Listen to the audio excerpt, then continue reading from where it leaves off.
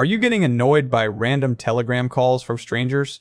Or maybe you just use Telegram for messaging and want to disable the calling feature entirely to avoid interruptions. By default, Telegram allows almost anyone to call you. In this video, I'll show you how to block all incoming calls, manage exceptions for important people, and most importantly, how to hide your IP address from callers if you do decide to pick up.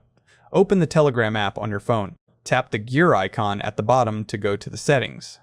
Then, scroll down until you find Privacy and Security. This menu controls everything from your phone number visibility to your active sessions. Inside the Privacy menu, look for the option that says Calls. Go ahead and tap on that.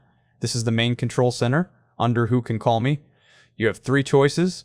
Everybody allows anyone with your username to call you. This is where spam usually comes from. My Contacts restricts it to people you have saved. But to disable calls entirely, select Nobody.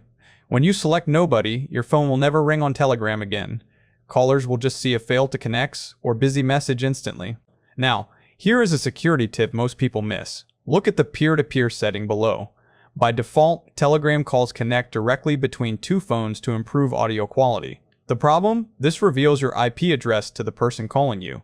Even if you blocked calls above, I highly recommend setting peer-to-peer to Nobody, or My Contacts, just in case you ever re-enable calls in the future.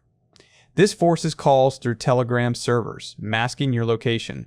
And finally, if you want to block everyone except your spouse or business partner, keep Who Can Call Me's on Nobody, but add that specific person to the Always Allow list right here. Once you're happy with the setup, don't forget to tap the check mark in the top right corner to save your changes.